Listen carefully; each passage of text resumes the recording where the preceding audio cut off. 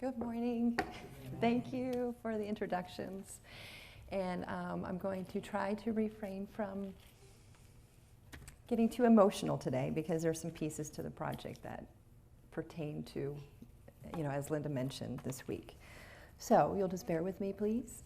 Okay. And this culminating project has been a long time coming.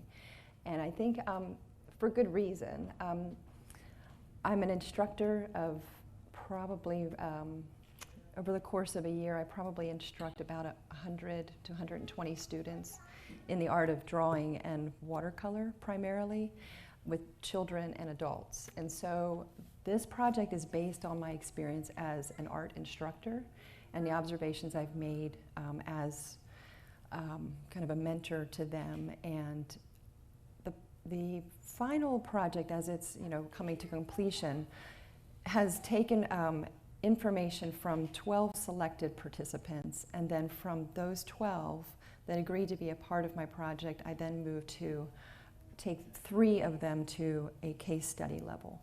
So I decided to select one of the case studies for you to see today, but the basic principles around what I did with this student pertain to all 3 of the case studies, as well as myself. So I'm going to begin. This is just my cover slide. So we can move on to the next slide by way of a button. Is that right? You don't have a... Oh, here it is. Yeah, here we go. All right, so I'm going to do all this testing for you guys. Okay. Maybe. Right arrow. Yeah? The other button. The other right.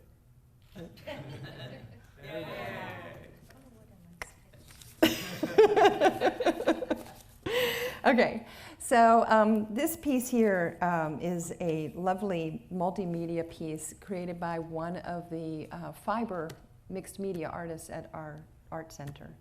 And this piece is safe because I actually own it. I fell in love with it a year ago, and I've had it in my mind that I might use it as a front piece for today's presentation for some time. And while the artist that created it, and by the way, she gave me the authorization to use it and share it with you today, her title for this piece is called Restricted Access. But I see it differently, and I think that's the beauty of art. You can see things many different ways, especially abstracted art. And so I see it more as potential, and the concepts behind my project is that as an instructor, I'm there to unlock what's in your heart creatively. So I love that piece, and it's very sparkly. So anyway, I also open with a quote from Edgar Cayce. And of course, when I came to Virginia in 2004, my children that are here in the audience today, they were babies. And as a single mother and working mother in the field of architecture and landscape architecture, I was a little overwhelmed. At the time, my husband was deploying as a pilot, and I just needed a better sense of meaning in my life. So I ended up down here and spending a lot of time in the library and just kind of fishing through the material up there. And then I walked down the hallway and saw that there was a program in Transformative Visual Arts, and I thought, well, that was a long time ago. So I'm heartened by the art in here with the year 2009 because it's been a while. And but I think all in all, it's come together nicely, I think, for my purposes. So anyway, Edgar Cayce's quote that I selected of all of them is, "And let the meditations of the heart, let the thoughts of the body be turned rather to the creative forces." So I think he believed that creativity in all senses of the word were extremely important. And my experience with the artists at the Art Center, I think that art is actually a possible fountain of youth. I think if you can keep that energy running through the body. We have a 92-year-old artist there. Am I correct? 92, right? And Eleanor is there 6 days of the week making art. She's going to have to find other accommodations right now, but that's how dedicated she is. She has 11 children, and she still makes art 6 days a week. So as I said, I think it's an extraordinary source of energy for many people. Okay, so on to some basic nuts and bolts of my project. I just want to touch base on some of the literature review that I did for this work. A lot of today's presentation and my final project is based on the HeartMath Institute's research. And Dr. Lou Childra's material, along with all of his other researchers, just really is the foundation. And it was, it's been really important to me to study what the heart's mechanisms are, because I personally have a few heart issues myself, and I think that has been like kind of a driver for me to work through this. So there's not only the art component, but there's also the heart health component to my project today. And then Dr. Pearsall wrote the book Heart's Code. Very interesting book on how the heart is now being looked at more in terms of, electrocardiology and how it emanates energy out to people. So when you feel the vibe from people, it's coming from a heart-centered place. And Mihai Csikszentmihalyi, of course, with his books Creativity and Flow. Many of you are familiar with the work about him, his concept of flow. So I'll touch base on that later. And Creativity for Life. Dr. Mazel is an extraordinary writer on the process, the creative process, and how many artists go through ups and downs, dealing with why are they making this art? I mean, many people don't even appreciate it. Why am I doing this? And the depression that might fold into the creative process, the ups and downs, the energy levels ebb and flow in an artist a great deal. And then Sean McNiff is a fantastic art therapist. So he focuses on basically the art therapy world and kind of the way it's transforming currently. And then Mindsight, of course, is one of a core book that we use here in the program. And I think that was a very good underpinning for how the heart and the brain interrelate to one another. Okay. Right. Okay. So the primary objective of this creative study, and again, it's a creative study. It's not founded on hard scientific fact. It's not, when I talk about biofeedback in a minute here, it's not, it's more in a much loose kind of general term. So I think that the project could go on to a PhD level and it could be treated as such. But right now, when I talk about my findings and my, the biofeedback and it's more of a qualitative reporting rather than quantitative, okay? So the primary objective was to explore the experience of making art and how it enhances heart-mind communication. I investigated three participants mainly, their experiences of creating art while gathering biofeedback using the HeartWave device. There is and I do have it here in my bag. It's a small device that, fortunately for me, it used to be a finger sensor that was used for them, but they figured out that they could get a lot more done if they clipped it to the ear. So that was very beneficial for me to wait for that product to come out so that I could really work with artists who obviously use their hands. And I think the project presents a unique viewpoint that art supports health and enhances creative self-expression through coherence, which I will also briefly touch on what coherence is in terms of the HeartMath Institute and their work. And so I divided this into three sections: heart-mind communication, flow and optimal experiences, and absorption versus concentration when an artist is working. So we'll move on. All right, so methodology. Basically, as I said, I'm an art instructor, so, oh, I'm ahead. Hang on 1 second. Backward. Did you all? Yeah. Did I hit the button twice? I must have. Is this the first time you're seeing this slide? Oh, okay. So you saw Paul Pearsall, right? You saw all my books.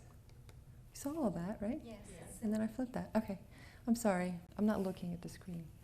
All right. So as I said, 12 students, selected 3 biofeedback from the wave monitor. I received plenty of verbal feedback before, during, and after our drawing sessions with one another. At the end, there was a survey completed, and I also worked on myself because, I could give it kind of a back, give it, round it out in the back. And then the literature review. All right, so let's go. So here is the device used by one of my students. And you see he's actually connected to my iPhone. So the Heart Math Institute now has a program where you can use an application on your iPhone, which is super cool. And then to the right, the image to the right, is basically the levels of coherence. And I'll describe coherence in a second here, but you'll see the bar graph to the top right there where it shows red and blue and green. And green is basically optimal coherence levels. And really the idea is, can art push that red low coherence level down and move higher into the blue and the green? So that's just a glimpse of the tracking that I was doing with one of my case study students. And then that is, then below that bar graph is, the fact that all that's fed into my computer and assessed from there. All right, let's see here. Okay, so coherence, what is it? This is a really brief overview, and of course this is like worth a whole week of discussion, but I'm gonna kind of break it down into a little nutshell here. We all know we have systolic and diastolic heart rhythms, and there is a lot of information between those two impulses. And so what Heart Math Institute right now is assessing is what those intermediate jumps in electrical impulses, what they actually mean. And so they're finding that when your heart is projecting a very erratic, you'll see frustration is a very erratic graph. That is basically the heart doing an electrical flutter, versus when you are in a state of joy or appreciation or love, then you level out and you feel better. Your body's actually behaving differently. Okay, and to the right there, we were talking about how all of this affects our community. As Kevin mentioned, where do we go from here and how do we bring it out to the community? Well, with better heart health, a much calmer, centered space, we reach out to others in a different way. And so we meet people in a healthier state. So it's important that we think about the concept of coherence from the standpoint of not only personal health, but also our health as a community. Okay, so another way I approached this project was through the concept of flow. It's very easy for me to walk into a classroom and sense when an artist is frustrated, when they feel overwhelmed. The participants and I talked directly about what they were feeling, when they felt shifts, maybe initially when they started projects with me, they felt a little overwhelmed, or they just weren't getting it, a little frustrated. So you can think back to that slide before. If you're frustrated, it's a different rhythm. So I was able to go through a lot of dialogue and one-on-one with these folks.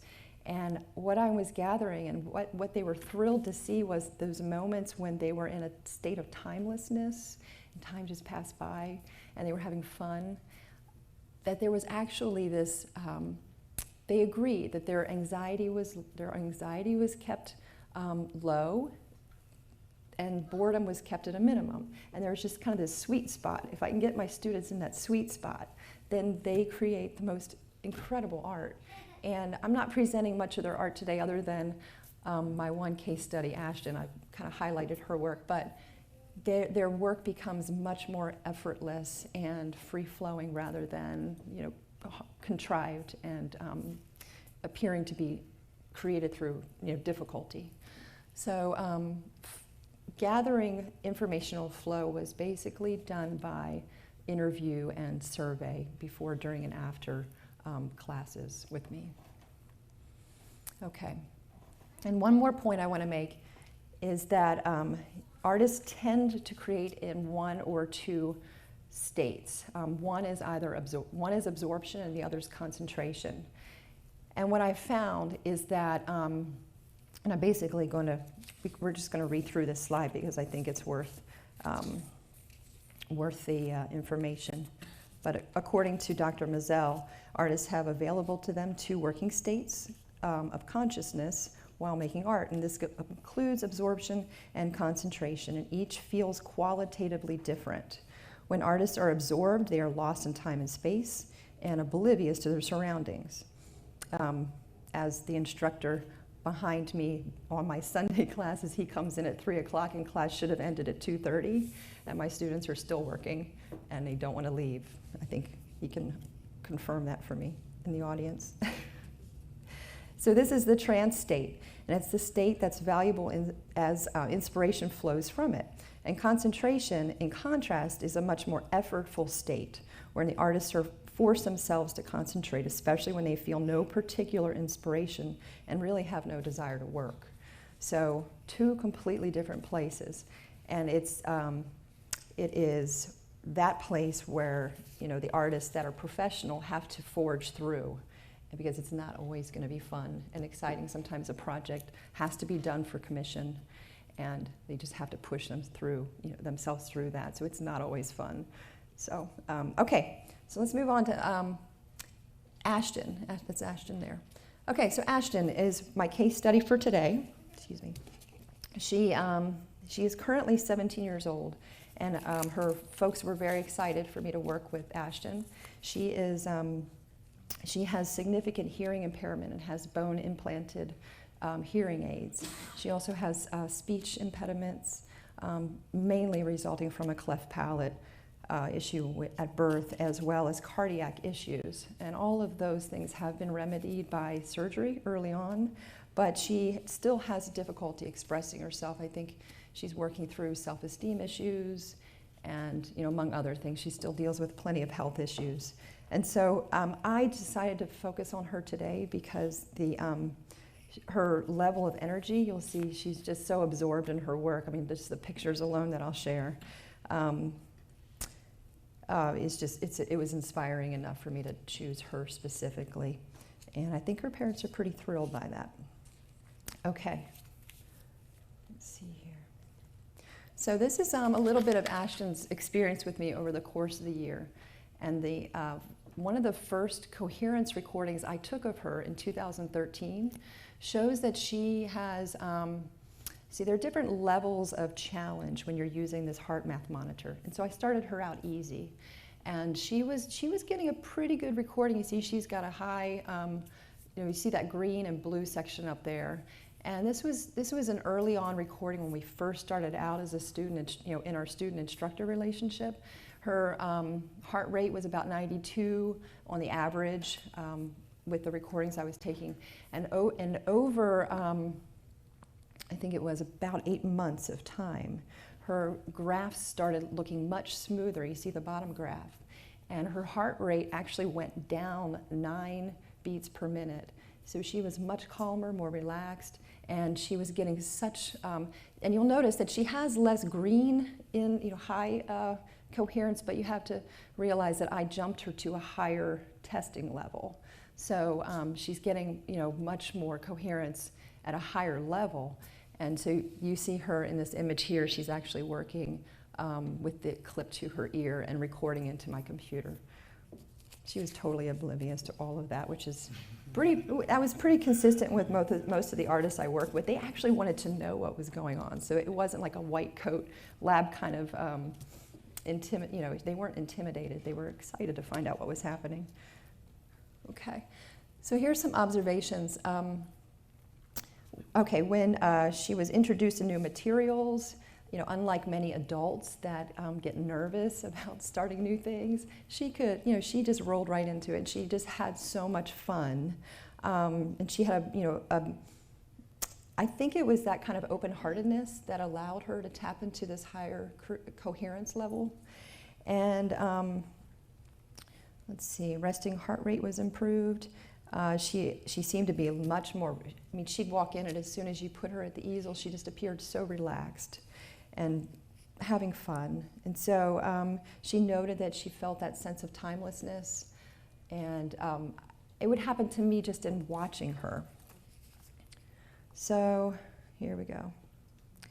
So this is kind of somewhat of a conclusion slide here, and I want to talk briefly about my future research possibilities. One is a lot of the students that watch me go through this process with the participants that I selected, they are calling on me now. They really want me to work with them because they're curious. They just like to see, what the biofeedback might be for them. So that, I have a lot of people kind of lined up that are waiting. I only have 3 monitors, so maybe we can expand on that later. I would like to try a group recording. I think it'd be fun in a group setting to have all of the students in the room recording. HeartMath Institute is actually tapped in across the world, and they're doing like a bank of coherence recordings. So I think it'd be fun to kind of do an overall group, see what's happening in the group. All right, so this is my family at the DeArt Center, and I'm going to briefly touch base on where we are. So this is kind of the slide talking about our group. Our group as a our community, and how we, nurture each other.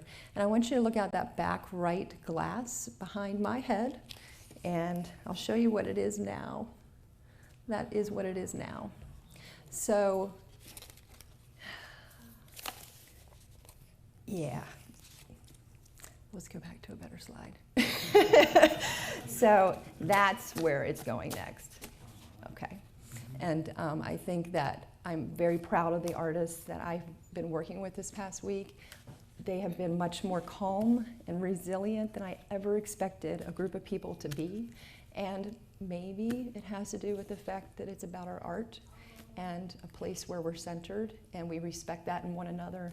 And so I think we've been pretty kind to each other and to this, considering the situation. So that is my conclusion for today.